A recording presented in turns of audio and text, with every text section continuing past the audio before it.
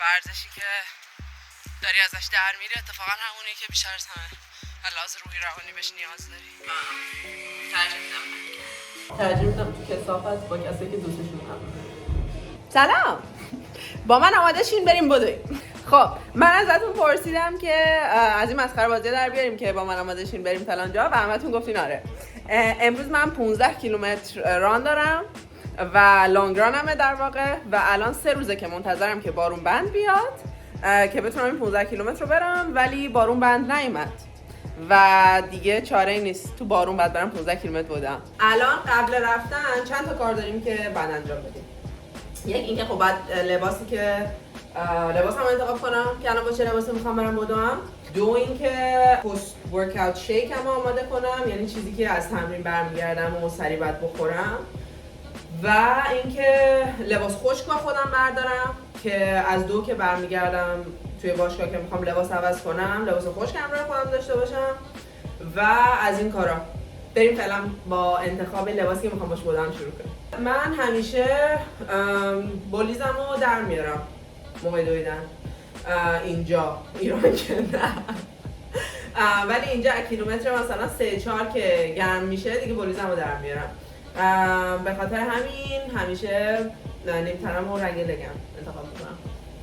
اهمیتی که من میدم به همرنگ بودن لگ و نیمتنه و کلا انتخاب لباسم صرفا فقط برای دل خودمه، وگرنه هیچ کس نگاه نمیکنه. یعنی تو حالا با مثلا بهترین تیپ بری بدویی یا نمیدونم با مثلا آشغال‌ترین تیپ بری بدویی، خیلی فرق خاصی بیرون نمیکنه. یعنی هیچ کس کاری به کارت نداره، هیچ کس نگات نمیکنه و صرفا برای دل خودت مگه اینکه تیپ بزنی.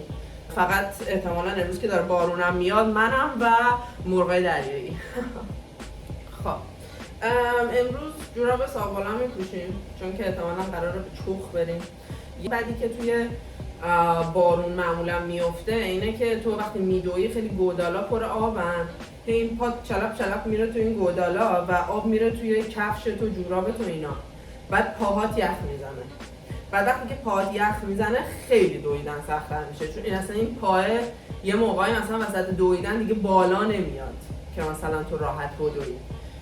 یه اتفاقی که میفته اینه. حالا من معمولا جوراب ساخت کوتاه میپوشم، ولی روزایی که مثلا بارون میاد میدونم آب میپاشه به لگم و نمیدونم مچ پام و اینا، سعی میکنم که ساق‌بالند بپوشم که یه ذره پاهام کمتر خیس شه، ولی خیلی تغییر اتفاق خاصی، یعنی خیلی فرق خاصی نمیکنه. خب من تقریبا آماده شدم. قبل اینکه بقیه لباسام بپوشم برم بیرون میخوام شیکمو درست کنم. روزای تمرینای معمولیم که کراسفیته من با خودم شیکر معمولی میبرم، وی میریزم تو آب میخورم. ولی روزای ران مخصوصا لانگ ران شیکر نینجامو میبرم، چون که موز میندازم توش، شیر میندازم. چیزی که من همیشه با خودم میبرم بعد ران میخورم تو این میریزم 250 میلی لیتر شیر بادومه. شیر بادوم آنسویتند.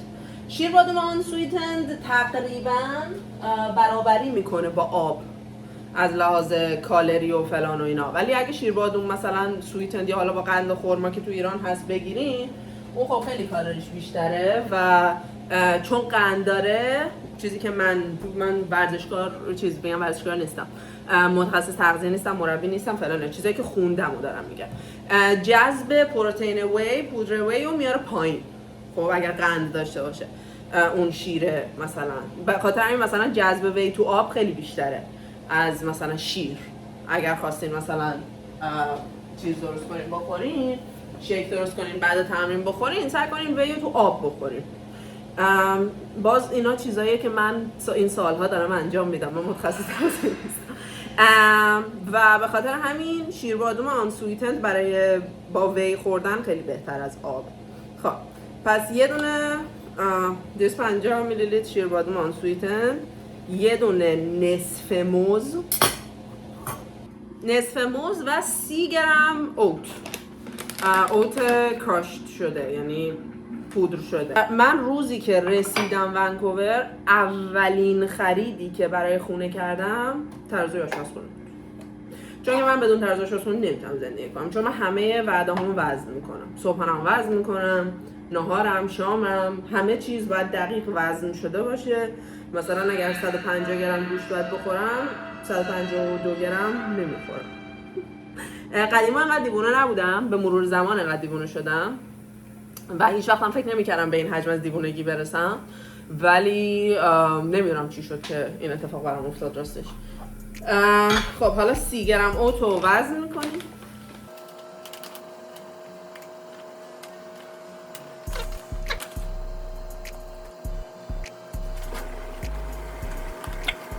اینم 30 گرم اوت خود شد. اوت رو میریزیم توی مخلوط کن. خب اوتو، موز و شیر رو توی خود مخلوط کن میبرم، ولی وی و کراتینم رو جدا توی کمپارتمنت اوتی؟ نه این چی داری؟ نه اصلا یه کمپارتمنت این پارتی نه کمپارتمنت توی موتر شت نمیدونم توی یه چیز دیگه میبرم، مهم نیست.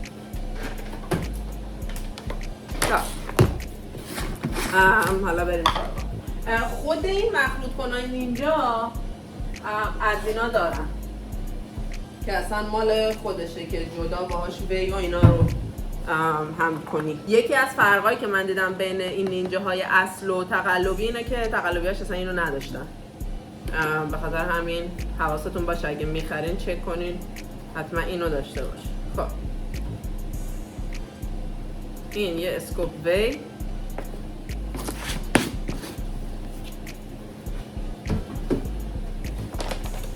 اینم 5 گرم کراتین. من همیشه وی و کراتین رو هر روز میخورم، مهم نیست تمرینم چیه، ران، کراسفیت، هایروکس، اصلا فرقی برام نمیکنه. این وی و کراتین هم همیشه سر جاش.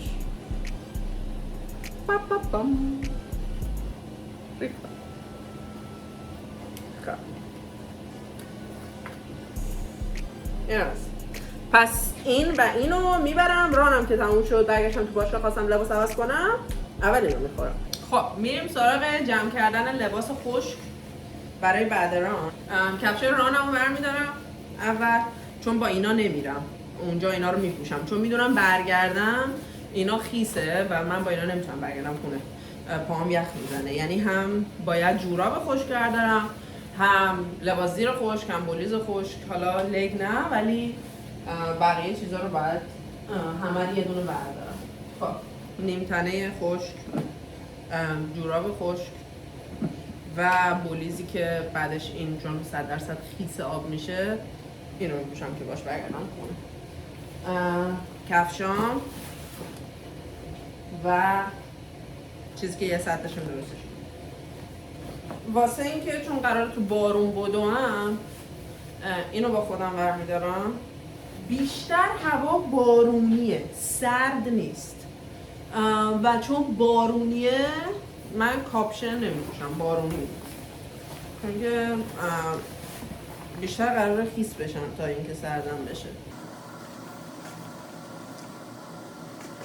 سلام. من از چند وقت پیش که دویدم و عفونت گوش گرفتم دیگه برام درس عبرت شد که با کلاه بدوم. به خاطر همین حتما کلاه با خودم برمیدارم و چون لگم و نیم تنم سرمه‌ایه کلاه هم سرمه‌ای برمیدارم.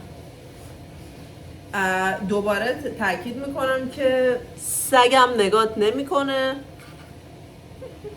خودم دارم میخواد ست کنم، همیشه همه چی رو با هم ست میکنم. زدیم بیرون.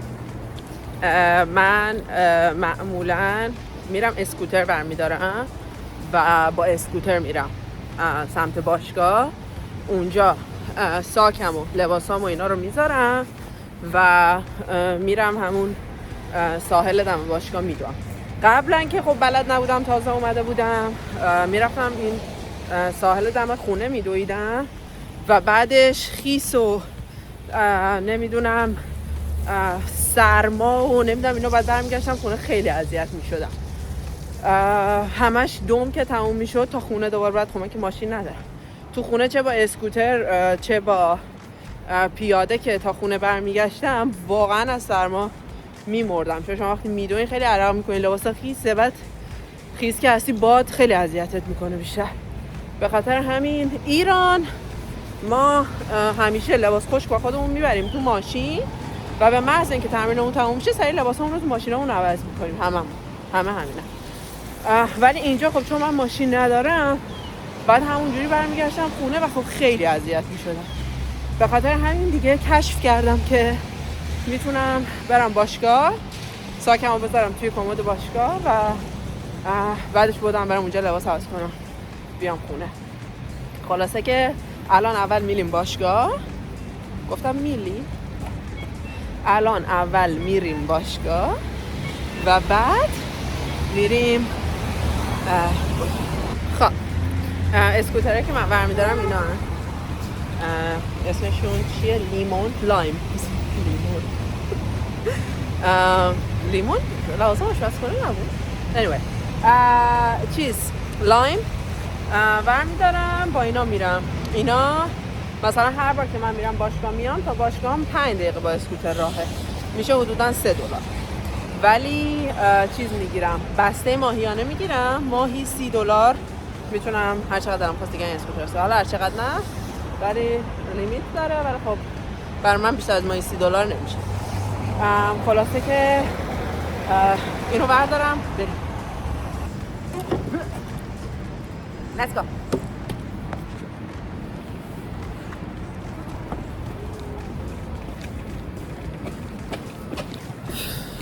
از این رد شم.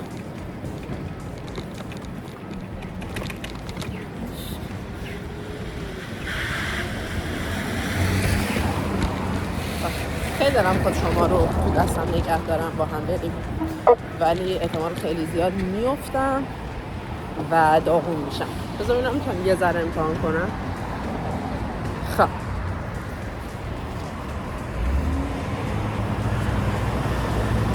ترجیحم اینه که این کارو نکنم، ولی یه ذره میتونیم با هم بریم. خب هیچی دیگه، همینجوری که میبینید با اسکوتر میرم سمت باشگاه.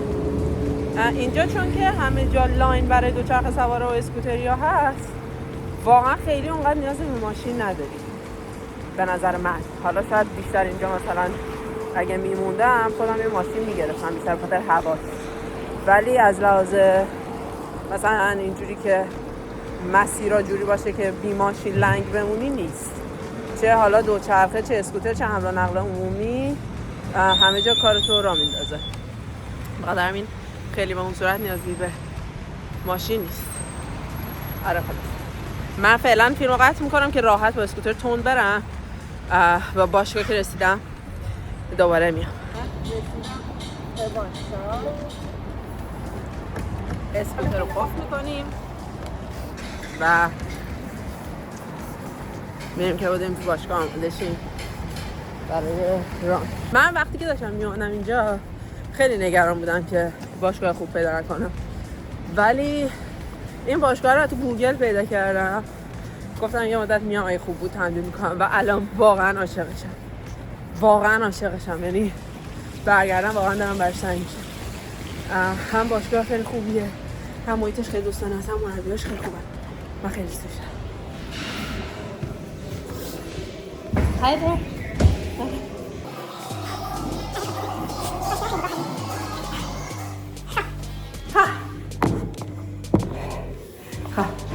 الان آماده میشیم میریم که 15 کیلومتر رو شروع کنیم.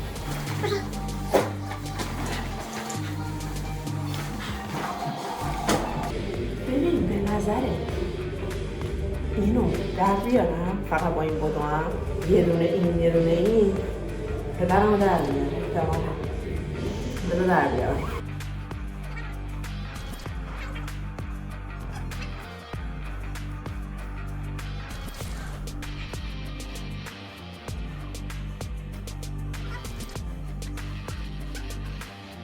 من فکر کنم این کافیه.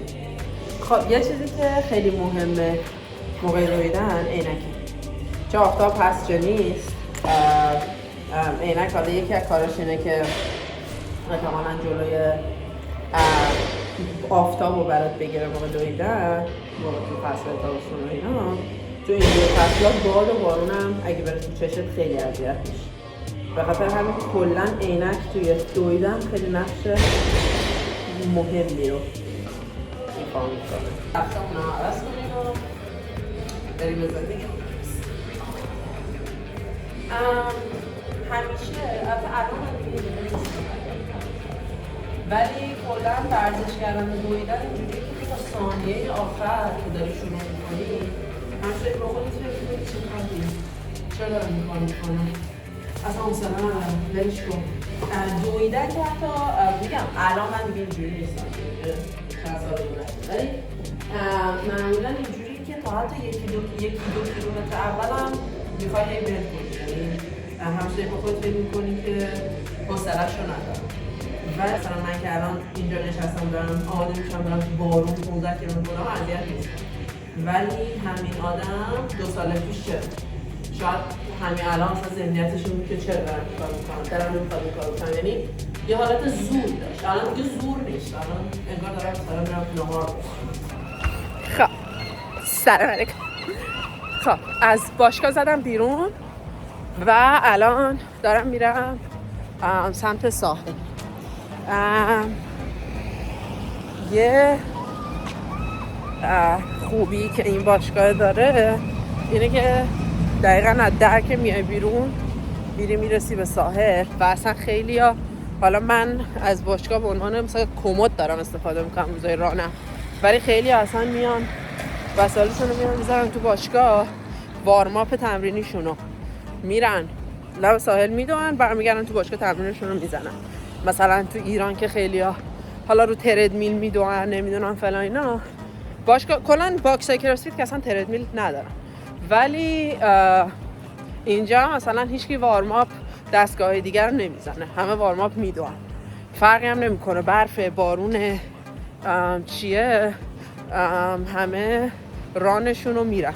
یعنی مثلا من ایران که بودم، حالا ایران هم ما تو کامیونیتی دونده ها آدم خیلی زیاد داریم که تو برف و بارون و اینا میاد میدوه مثل خود ما، و خب ولی خب هستن یه عده که فکر میکنن خلمالی تو اون هوا، ولی اینجا نه. اینجا مثلا من توی شدیدترین بارونا هم که دویدم باز تنها نبودم، خیلی آدمای زیادی بودن که همراه من داشتن میدویدن. به خاطر همین خیلی طبیعی تره این رفتار. حالا تا ایرانم چقدر عالی که داره عادی میشه این دویدنه و نمیدونم کلا تو هر شرایطی به تمرینت خودت رسوندن، حتی اگر نمیدونم به خاطر یه موجیه که راه افتاده، حتی اگر چوسی باشه، حتی اگر ادا باشه، اصلا اهمیتی نداره. مهم اینه که آدم‌ها دارن این کار رو انجام میدن و این واقعا اتفاق خوبیه و من بابتش خیلی خیلی خوشحالم.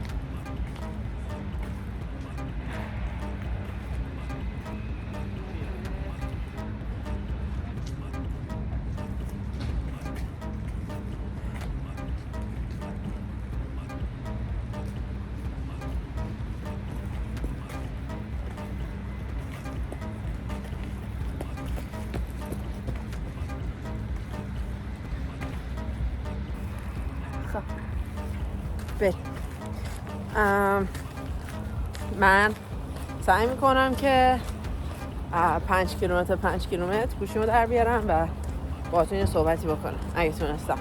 البته 3 تا 5 کیلومتر چیزی و همین دیگه فعلا. خب کیلومتر 5 الان تموم شد، چون که پیسم ایزیه 5-15 میتونم گوشیمو در بیارم فیلم بگیرم، ولی اگه پیت هم زیر 5 بود نمیتونستم. حالا 5 کیلومتر رفتم، 10 تا دیگه مونده، دوباره برمیگردم. کیلومتر 11 همین الان تموم شد دیگه، تقریبا تموم شده. 4 کیلومتر دیگه مونده.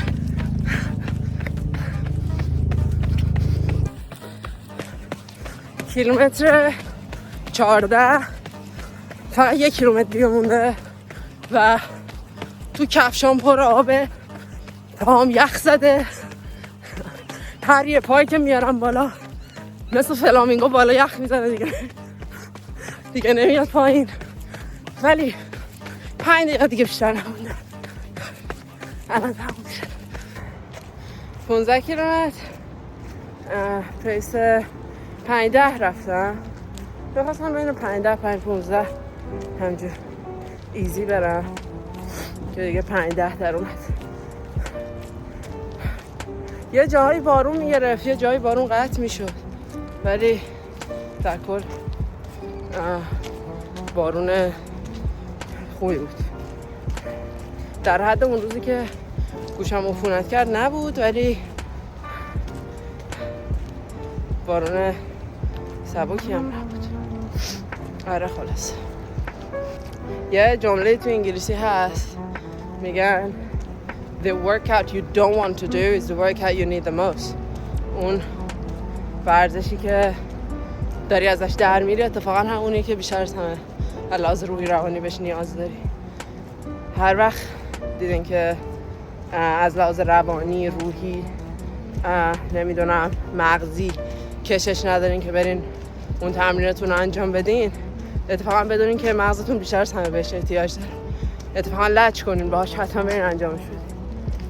من 3 روز از این 15 کیلومتر به خاطر بارون در رفتم، ولی دیگه امروز خرمو گرفت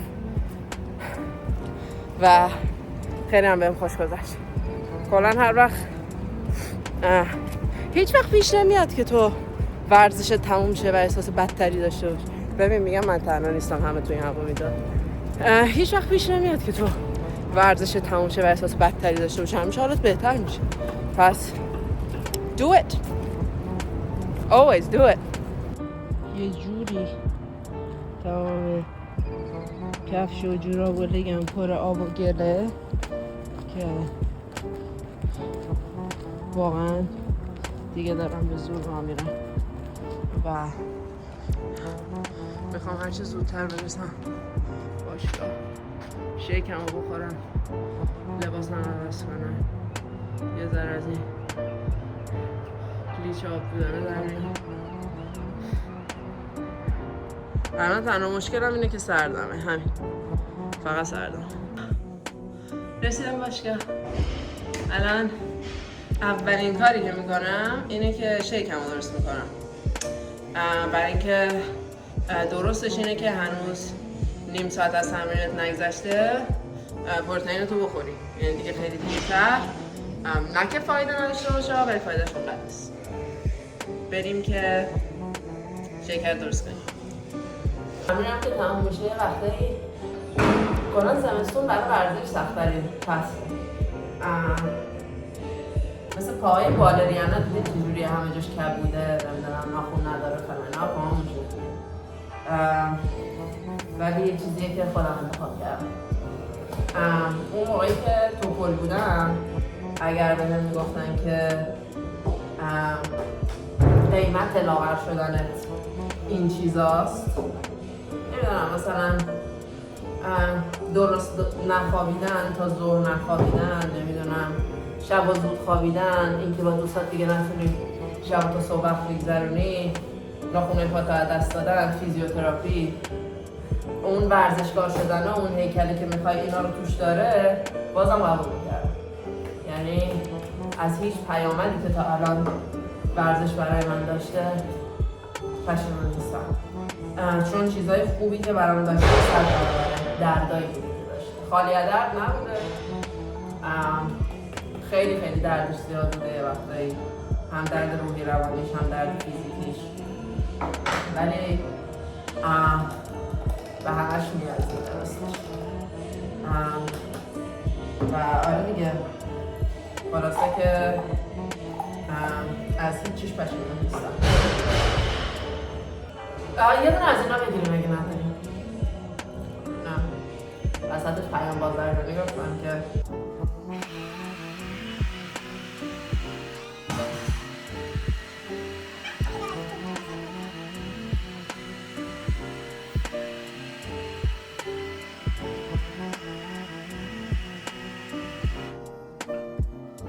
اینم post workout shake.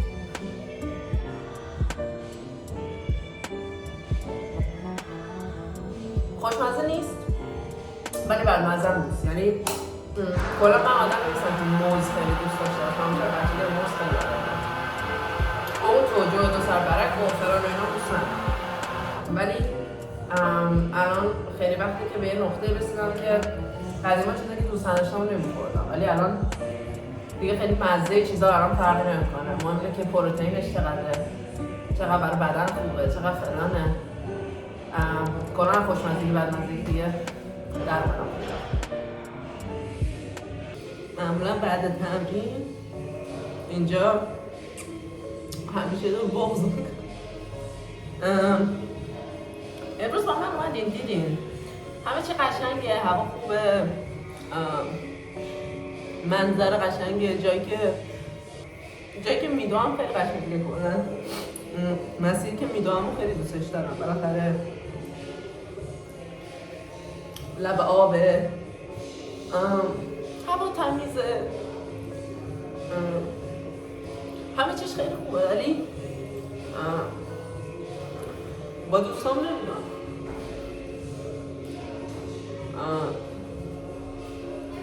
و میدونم که الان هوا تهران کثافت خالصه و اگه برگردم باید آلودگی بودم و سرده، همه اینا رو میدونم، ولی ترجیح میدم تو کثافت با کسی که دوستش میدونم.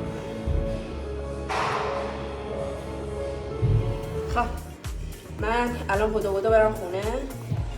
ساعت 4، از 4:30 کلاس دارم تا تقریبا 10 شب دیگه. همجور برم بشینم پای لپتاپ دیگه تا آخر شب. خیلی دوستتون دارم، مرسی که امروز با من بودید. تا ویدیوی بعدی، فعلا.